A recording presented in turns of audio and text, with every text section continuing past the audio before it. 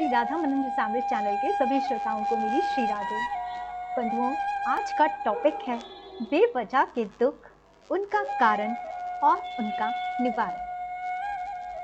संसार में दो तरह के दुखी लोग होते हैं, एक वो जो अभाव के कारण दुखी हैं और एक वो जिनके पास सब कुछ है और ये सब कुछ होना ही उनके दुख का कारण है। जो अभाव के कारण दुखी है, हो सकता है उनका दुख जो है वो प्रारब्धवश हो, लेकिन जो अति के कारण दुखी है उनका दुख है, हो सकता है कि वो उनकी मूर्खता के कारण है। इतना ही नहीं, अभाव से बंदा हीन भावना से ग्रस्त हो जाता है, यानी इंफीरियरिटी कॉम्प्लेक्स। और जब बंदे के पास सब कुछ होता है तो कभी कभी वो सुपीरियरिटी कॉम्प्लेक्स के कारण दुखी हो जाता है। यानी कि अगर एक अभाव के कारण दुखी है तो दूसरा अपने स्वभाव के कारण दुखी है। अगर शास्त्रों की भाषा में हम इन्हें देखें तो इंफीरियरिटी कॉम्प्लेक्स से उत्पन्न होने वाला दुख और सुपीरियरिटी कॉम्प्लेक्स से उत्पन्न होने वाला जो दुख है वो दोनों ही अज्ञानता के कारण होते हैं। अब इन दोनों का निवारण कैसे किया जा सकता है, ये बहुत ही मजेदार सी थ्योरी है। एक ही लाइन अगर आपको समझ आ जाती है तो आप अपने सारे दुखों का, बेवजह के दुखों का निवारण चुटकियों में कर सकते हो। तो आइए इसी थ्योरी को आगे समझने की कोशिश करते हैं और उसे प्रैक्टिकली अपने जीवन में उतारने की कोशिश करते हैं।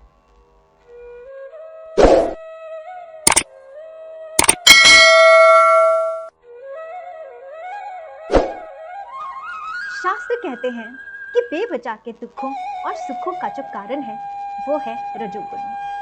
तमोगुण की तो बात ही नहीं की जा रही यहाँ पे बात की जा रही है रजोगुण की। कहा गया है कि रजोगुण में जो रजोगुण प्रधान वृत्ति होती है वो ही मोह से मलिन होकर दुख और सुख का अनुभव करती है। अब ये कैसे होती है? जो रजोगुण वृत्ति है उसमें अभाव और संपन्नता का मोह उत्पन्न हो जाता है। ये जो मोह के कीटाणु हैं, ये जो मोह का संक्रमण है, इसके कीटाणु धीरे धीरे बढ़ते जाते हैं और जब ये बहुत ज्यादा बढ़ जाते हैं तो मनुष्य जो है वो अहंकार और भेद बुद्धि के भयंकर रोग से ग्रसित हो जाता है। और मनुष्य जैसे ही अहंकार और भेद बुद्धि के रोग से ग्रसित हुआ, वो अपने आत्मा यानी आनंद स्वरूप आत्मा से अलग हो जाता है और वो एक संसारी हो जाता है। संसारी होने के बाद क्योंकि वो भेद बुद्धि से ग्रसित हो गया, अपनी आत्मा और देह में भेद कर बैठा और देह को ही सब कुछ समझने लगता है। देह और देह से संबंधित जो उपाधियां हैं, जो उपलब्धियां हैं, जो सफलताएं हैं, जो असफलताएं हैं, उन्हें ज्यादा महत्व देना शुरू कर देता है। और क्योंकि इस देह और इस देह से संबंध रखने वाली वस्तुओं को, संबंधियों को, उपलब्धियों को, सफलताओं को, उपाधियों को ज्यादा महत्व देने लगता है, तो उन्हीं से उत्पन्न हुए दुख और सुख मनुष्य को महसूस होने लगते हैं। यानी जो आत्मा का आनंद है वो ऐसे ढक जाता है जैसे सूरज के आगे काले बादल आ गए हों। तो ऐसे ही जो इस देह और देह से संबंध रखने वाले दुख और सुख हैं, वो हमारी आत्मा रूपी आनंद के सूरज को ढक देते हैं। बेवजह के दुख और बेवजह के दुखों के कारण इंसान दुखी होता रहता है। मेरे पास इतना धन है, मुझे प्रायोरिटी मिलनी चाहिए। मैं ज्यादा जवान हूं, मेरे ऊपर ज्यादा ध्यान होना चाहिए, दूसरा तो बूढ़ा है। मेरे पास ज्यादा ज्ञान है, मुझे उपाधि मिलनी चाहिए, मुझे ज्यादा सम्मान मिलना चाहिए। उसके पास तो कुछ भी नहीं, उसका तो सम्मान ही नहीं होना चाहिए। तो ये जो चीजें हैं ये रजोगुण में है, अहंकार में है। ये जो प्रतिस्पर्धा का जो भाव है ये रजोगुण में अहंकार के कारण है, भेद बुद्धि के कारण है, और बहुत से लोग सब कुछ होते हुए भी सिर्फ इसी अहंकार और भेद बुद्धि के कारण बेवजह दुखी हैं। और कई बार तो ये सब कुछ उन्हें मिल रहा होता है, उन्हें मान भी मिल रहा होता है, सम्मान भी मिल रहा होता है, उन्हें प्रायोरिटी भी दी जा रही होती है, उन्हें सब कुछ मिल रहा होता है, लेकिन वो फिर भी दुखी होते हैं कि किसी और को ये सब क्यों मिल रहा है। तो ये जो चीजें होती हैं ये सिर्फ और सिर्फ रजोगुण में होती हैं, और क्योंकि रजोगुण में अहंकार होता है, भेद बुद्धि होती है, जिसके कारण मनुष्य जो है वो इन सब बातों से ग्रसित हो जाता है। तो अब ये जो रजोगुण है इससे हम रहित कैसे हों? ठीक है, हम सात्विक कर्म करते हैं, लेकिन उन सात्विक कर्मों का क्या फायदा जो हम मोह को ना हटा सके। तो मोह को हटाने के लिए हमें सात्विक होने के साथ साथ रजोगुण रहित भी होना पड़ेगा। अब ये कैसे होगा? ये बड़ी मजेदार सी थ्योरी है, एक लाइन की थ्योरी है, समझ आ जाए तो बल्ले बल्ले।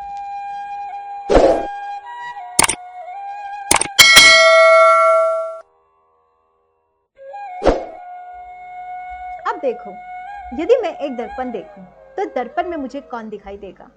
एक और मैं। और अगर उस एक और मैं जो मुझे दर्पण में दिखाई दे रही है उसे एक चाटा मारूं तो पीड़ा किसे होगी? क्या मुझे होगी या उस दर्पण में जो मैं है उसे होगी? क्यों? क्योंकि वो जो दर्पण में जो मैं दिख रही है वो मिथ्या है, वो क्षणिक है। जब तक मैं दर्पण को देख रही हूँ और दर्पण को देखते देखते अगर मैं स्वयं को भूल जाऊं और उस दर्पण वाली मैं को ही सच्ची मैं समझने लगूं और तब कोई उस पर चाटा मारे तो उसे देखकर मैं दुखी हो जाऊं,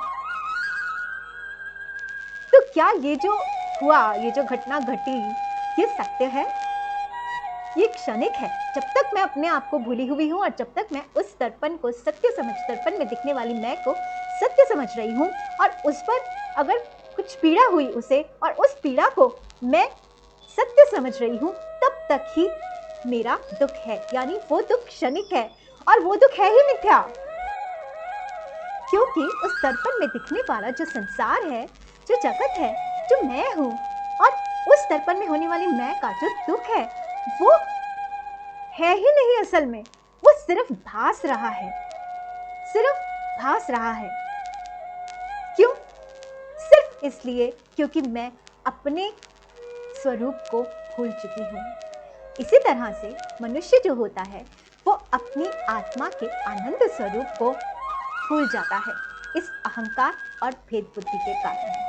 और जब वो अपनी आत्मा के स्वरूप को भूल जाता है और इस देह और देह से संबंध रखने वाली सभी चीज़ों से उन पर अहंकार करने लगता है, भेद बुद्धि करने लगता है, अपनी तुलना एक दूसरे से करने लगता है, दूसरों को सुखी देखकर खुद दुखी हो जाता है, या अपने पास अभाव देखकर दुखी हो जाता है, या अपने पास बहुत कुछ देखकर मान सम्मान प्राप्त कर कर और दूसरे की निंदा करवा कर करके दूसरे को छोटा समझकर सुखी हो जाता है।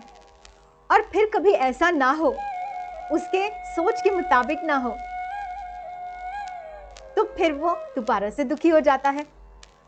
तो सुख दुख जो है इसमें उसका मन जो है कभी स्थिर नहीं होता, उसका मन अस्थिर रहता है, शंका से भरा रहता है, कभी शांत नहीं रहता है, कभी एकाग्र चित्त नहीं होता है, कभी वो भगवान को धन्यवाद नहीं कर पाता है सच्चे मन से जो उसको सब कुछ मिला है, क्योंकि वो उन अभावों के दुख से ग्रसित है जो अभाव उसके जीवन में है ही नहीं। वो भगवान की दी हुई उस सच्ची दौलत को देख ही नहीं पा रहा जिससे वो माला माल है। और यदि वो इस दौलत को समझ जाए कि हमारी आत्मा जो है एक आनंद स्वरूप है, निर्विकार है, निर्लिप्त है, नित्य है, अभेद है, अजन्मा है, कभी इसे दुख और सुख का अनुभव नहीं होता है, तो इसका मन जो है वो स्थिर हो जाए, ना दुखी हो ना सुखी हो, स्थिर हो जाए, अपने स्वरूप में स्थिर हो जाए। आप सोचिए ना, ये देह क्षणिक है। इस देह से संबंध रखने वाली उपाधियां, उपलब्धियां, संबंधी जो भी आपको मिल रहा है, मान अपमान जो कुछ भी मिल रहा है, ये सब जो है ये भी क्षणिक है, मिथ्या ही है एक तरह से। तो फिर इन सब चीजों का इंफीरियरिटी कॉम्प्लेक्स या फिर सुपीरियरिटी कॉम्प्लेक्स का क्या मतलब? जो है ही नहीं उसकी किससे क्या तुलना की जाए? जो अपमान या सम्मान मुझे मिल रहा है वो किससे मिल रहा है? जो कुछ है ही नहीं। और किसे मिल रहा है? जो कुछ है ही नहीं। तो 0 इंटू मल्टीप्लाई एनीथिंग क्या रहेगा? 0 ही रहेगा ना। तो बस वही है, आपका जो ये देह है, आपके इस देह से संबंध रखने वाली जितनी भी उपलब्धियां, उपाधियां, संबंध, सब कुछ जो है वो है एक 0। और वो चाहे आप कितनी भी टाइम्स मल्टीप्लाई कर लो, वो रहने वाला है 0 एंड में। तो फिर क्यों परेशान होना, क्यों दुखी होना या क्यों सुखी होना? तो क्यों ना हम अपनी इस रजोगुनी वृत्ति को हटाकर, उससे उत्पन्न हुए मोह को हटाकर, उस मोह से उत्पन्न हुए अहंकार और भेद बुद्धि को हटाकर, और उस भेद बुद्धि से के द्वारा हमें महसूस होने वाले दुख और सुख को हटाकर क्यों ना हम सम हो जाएं। सम होना मतलब जहाँ ना दुख है ना सुख है, जहाँ समता है। और जहाँ समता है वहाँ स्थिर मति मुनि है। जहाँ स्थिर मति मुनि है वहाँ स्थिर और शुद्ध विशुद्ध सत्व गुण की वृद्धि होती है। और जहाँ शुद्ध विशुद्ध सत्व गुण है वही भक्ति, प्रेमा भक्ति की वृद्धि होती है, जो हमें आनंद प्रदान करती है।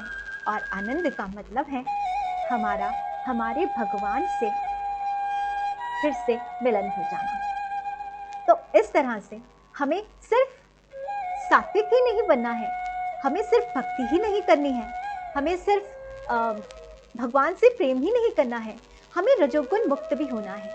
देखो, ज्ञान, भक्ति, प्रेमा भक्ति, ध्यान साधना, ये सब सही दिशा में जा रहे हैं, ये कैसे पता चलेगा? धीरे धीरे हमें दुनिया के सारे सुख और दुख मिथ्या लगने लगेंगे। अगर सारे के सारे सात्विक कर्म करते हुए, सत्कर्म करते हुए भी आपके हृदय में दुख और सुख बना हुआ है, अहंकार बना हुआ है, भेद बुद्धि बनी हुई है, प्रतिस्पर्धा की वृत्ति बनी हुई है, तो मुझे नहीं लगता कि हमें जो इन सत्कर्मों से या इन सात्विक वृत्ति से जो हासिल होना चाहिए वो हासिल हो रहा है। कहीं ना कहीं भटकाव है, कहीं ना कहीं रजोगुण अपने पांव पसारे बैठा हुआ है। तो सबसे बड़ी चीज है कि आपको सात्विक होने के साथ साथ रजोगुण रहित भी होना है। और रजोगुण को हटाने के लिए सिर्फ उस दर्पण में दिखने वाली मैं को याद कर लेना है। और ये याद कर लेना है कि जैसे वो मिथ्या है, वैसे ही देह के साथ जितने भी दुख और सुख है वो भी मिथ्या है। और हो सके तो इसे समझने के बाद अपनी प्रैक्टिकल लाइफ में उतारने की कोशिश जरूर कीजिएगा। तो आज के लिए इतना ही। मैं फिर आगे किसी और वीडियो के साथ, भगवान जी की चर्चा के साथ, भगवान जी की किसी कथा के साथ जरूर आपसे मिलूंगी। और मेरी चैनल को सब्सक्राइब कीजिए, ये वीडियो और सबसे भी शेयर कीजिए, कमेंट कीजिए कि आपको कैसा